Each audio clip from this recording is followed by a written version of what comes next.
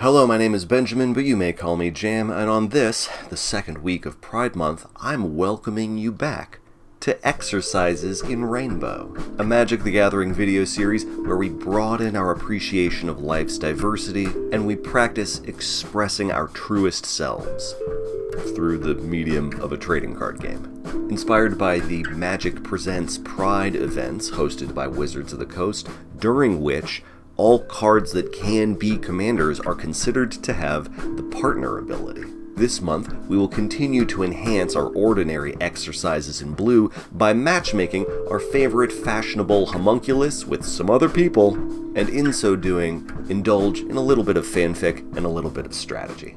For our very first multicolor commander in this, the Mono Blue Commander video series, I will be calling upon a creature type that is very dear to my heart.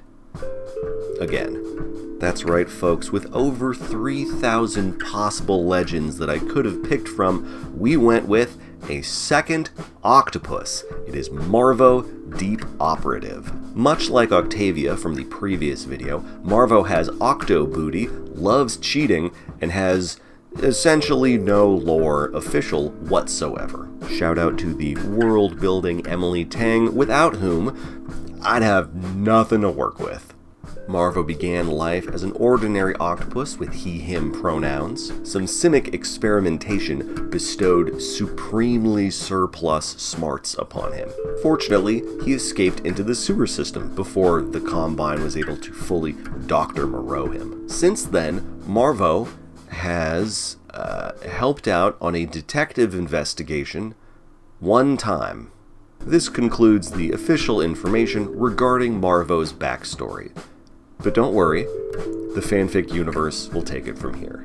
Let's say, during an official visit to Ravnica for multi-planar raceway-related reasons, Vinwixit, in my imagination, discovers a damning secret of some ne'er-do-well and becomes embroiled in a thrilling race against time to dish the dirt to some trustworthy source before a treacherous syndicate is able to catch up with him, during which daring adventure he will eventually cross paths with a certain octopus operative, at which point opposites will attract. But while we're celebrating queer identity, let's aim our appreciation to different kinds of representation, and rather than have everything be sexual or romantic, we will weave an aromantic, asexual relationship between Vinwixit and Marvo, where the richness of their interpersonal connection comes in a package other than heteronormativity, and thus circumvents the conventional expectations that come with it. And yes, their dynamic does seem like an extreme duality, but if my own relationship is any proof, never underestimate the potential of an introvert and an extrovert who actually genuinely get along together. In addition to our fruitful fanfiction, there's obvious synergy between a card draw commander and a free casting commander. All it takes is a little divination for these two to reach harmonic, platonic bliss.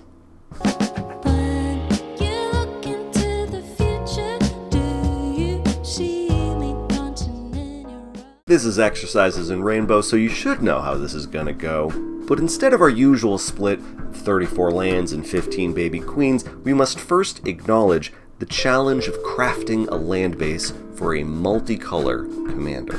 Beyond your basic lands and your utility lands, there's an ever-evolving selection of dual lands, each with their own group nicknames and varying levels of economic setback. The more you learn about their complexity, the more you can optimize your gameplay. But no matter your level of experience, you must eventually face the fundamental truth that when you combine colors in Magic the Gathering, you will be engaging in class inequality. More on that later. On the flip side, new colors means new baby queens, and black has some of the best in the business. We've got flying, we've got unblockable, we also have menacing queens, which need to be ganged up on or they can't be blocked. So if somebody's playing fewer than plural creatures, that's a viable target for us. In this deck specifically, the baby queens get bonus points if they surveil or scry, because Marvo's going to want to have eyes on the uppermost card of our library for basically the entire game. It's a good thing I waited to make this video until after the release of the Teenage Mutant Ninja Turtles set, because if you told me that one of the best fits for a Demir Vinwixit deck would be Dream Beavers,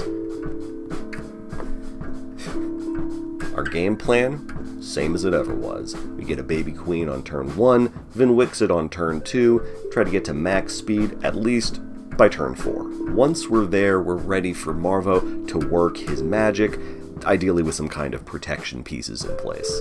Like Octavia, Marvo wants to do 2 things and 2 things only. Play a quick round of I Declare War with some random defender, and then launch enormous spells for absolutely free. He does have a mana limit of 8 CMC, which honestly is perfectly fine.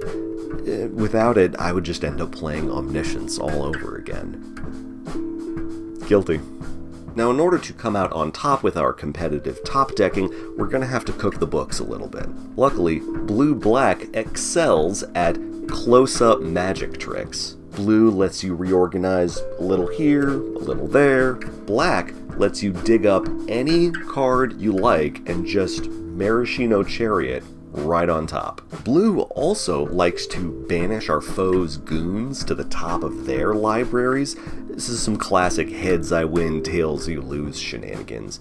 We're literally stacking the deck in our favor. But why, you might ask? What is the profit of all this? Just a few examples of the heinous behavior that we're trying to get up to with this rigmarole. Ancient dragons. Love those. Krakens. They're like dragons, but they're wet. Demons. They're like dragons, but they get salaried pay to ruin your life. And if any of the aforementioned gets killed or counterspelled, we can just traumatize Spider-Man and bring them all back. Extra turns, but specifically the ones that get shuffled back into your library so that we can play them again later for free. Card duplication. Big, dumb, greedy spells. Storm Sarabon, Extravagant Replication, Astral Dragon. There's a new one that was spoiled in the Marvel set.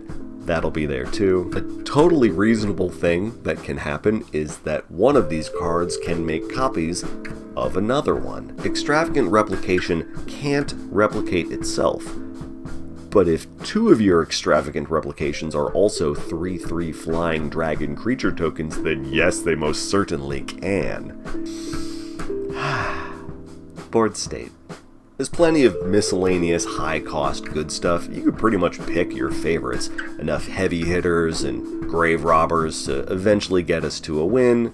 Platinum Angel to help stall out a loss. Crucially, Marvo's also cheating out anything that could do his job for him in case it gets too hot and he's got to slip back behind the scenes again. Yeah, our backup commanders for this deck are the abstract concept of achieving nirvana and this cool planetarium. I should point out a few cheeky inclusions over on the deep end of the mana curve. Overflowing Insight lets us draw 7 cards. We don't need that. But it's fun. Think about it. Marvo does the tap someone on the opposite shoulder trick, gets to cast Kimena's Existential Quickie, fist bumps Vinwixit. We pick up 14 cards in one go. This game doesn't use victory points, but if you pull off a stunt like that, that's worth an honorary victory point to me. Also present, Scornful Egoist. We'll never play it. We won't even morph it. My guy oozes too much hubris. But he'll win clashes. And real-life games don't have achievement lists the way that digital video games do. But if you win a clash with the Egoist, that's unlocked a trophy for me, in my heart.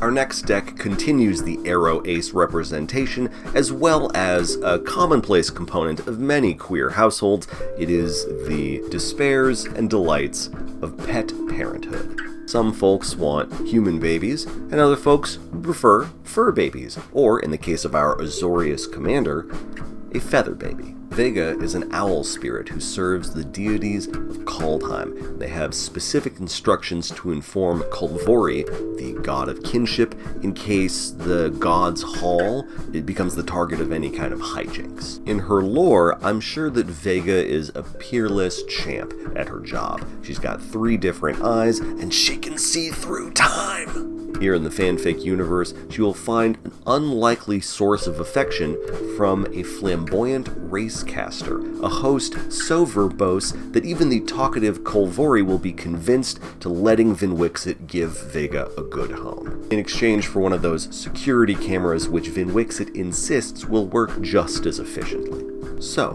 what's Vega's game plan? She will let us draw 1 card whenever we cast a spell from somewhere other than our hand. If this sounds paradoxical, that is okay. It is for this reason that we refer to non-hand spellcasting as paradox. And rest assured, Magic has made many mechanics which make use of extra-manual spellcasting, and Vega has her sights set on every single one.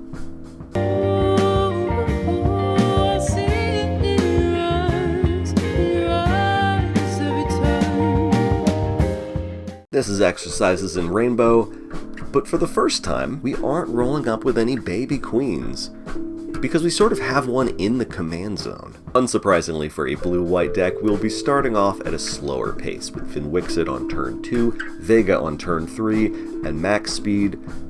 We'll get there when we get there. However, once our owl is online, our hand is going to be more flush than usual, because just about everything in this deck, sooner or later, will trigger Vega's ability. But before we get to that, let's mention our Paradox support pieces. Fortune Teller's Talent and Sage of the Beyond will discount all of our Paradox casts.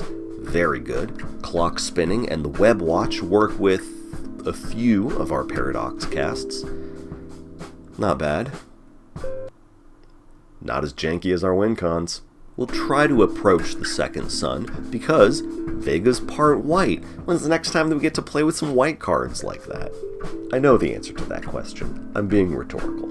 And because we've mixed white with our blue, we're including Gallifrey Stands, an enchantment from Doctor Who, which lets us win if we have 13 Doctors in play. Do we have 13 Doctors in this deck?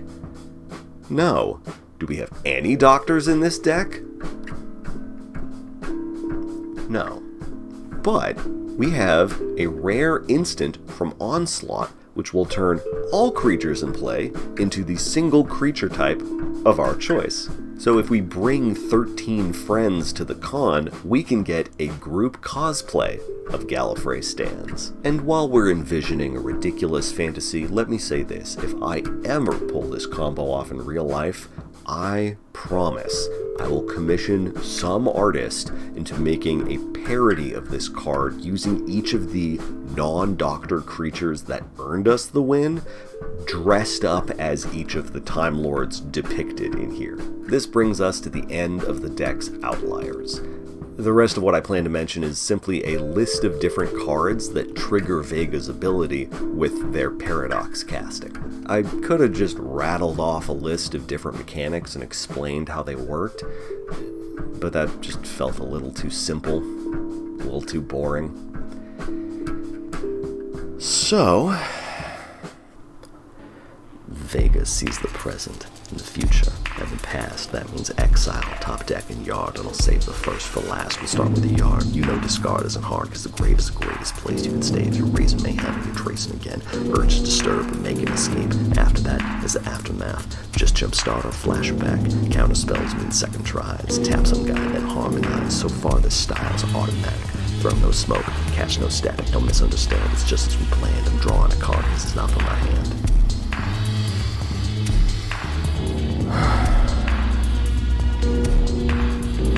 Vega sees the future, and with precognitive sight comes all of the might you might have acquired, provided you time the sequence right and find a nice reality chip, reconfigure it to equip Vinwixit slick with a top deck trick, flick anything with a mana pip. Never stop, don't break, land drop, stay quick, catch a crit in your neck from every time you find yourself going back for a double check. On top of all of the surplus draw, we're water falling fast, so hold up. I didn't mention Theftcast, kitchen table legal attorney F&M, the stores. I could profit from my own spells, or I could profit from yours. I was going so hard over every zone, but the draw doesn't stop at the spells that I own. Right out of your deck, right off of your stack. It doesn't say counter hit, monkey gets jacked. Yeah, got your man so canned you'll demand a remand. I'm drawing a card, because it's not from my hand. Vega sees the present, and in exile nothing stays. Amazing to say, the easiest place to put cards that later you get to play. You hide them away, rebound gets replayed. Discover or cascade, foretell the plans you made. Forget your foes, airbend them all the way.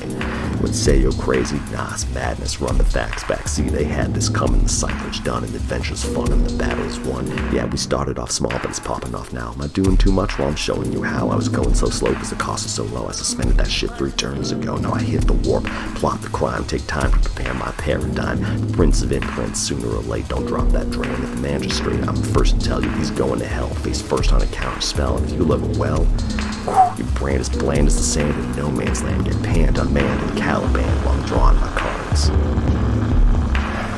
None of that's from my hand.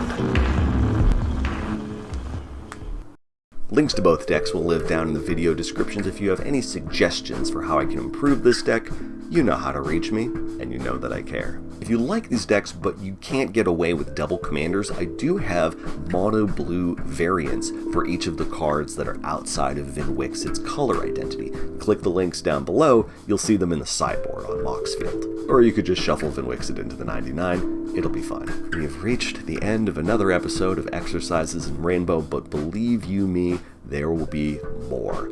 And I can't wait to share them with you, and you may still call me Jam. And for those of you who are watching and or listening, I thank you for your time and attention. Mwah.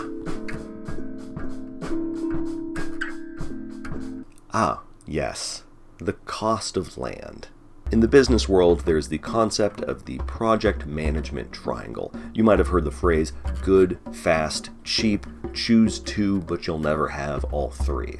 When it comes to lands, Magic the Gathering takes that triangle and flattens it into a very simple cheap versus good. The best mana rocks in the game are illegal in Commander. You cannot play the Moxen or the Black Lotus in accordance with the rules. The best dual lands in the game are perfectly legal in Commander. You could play all 10 of them in a 5-color deck, and the 10 of them together would be more expensive than a second-hand motor vehicle, but there's no game rule stopping you from using them. And so instantly this becomes a dilemma of financial fairness. Do you want to spend hundreds of dollars on the island swamp that is Underground Sea? Do you want to spend $12 on the inferior island swamp that is Watery Grave? Or do you want to spend essentially $0 using the functional bare minimum of a basic island and a basic swamp? This sort of dichotomy doesn't exist in other games. Can you imagine a version of Smash Brothers that cost $60, DLC included, but if you wanted Sonic, Steve, or Snake to be playable, you had to buy the $900 version? Although I suppose with the increasing availability of unofficial, low-cost substitutes, proxy cards, you now have the option to choose between lands that are good, lands that are cheap, and lands that you can't use in official tournaments and which are frowned upon by people who choose to perpetuate capitalism, including its artificial scarcity and its imposed poverty. Guess this went back to being a triangle after all.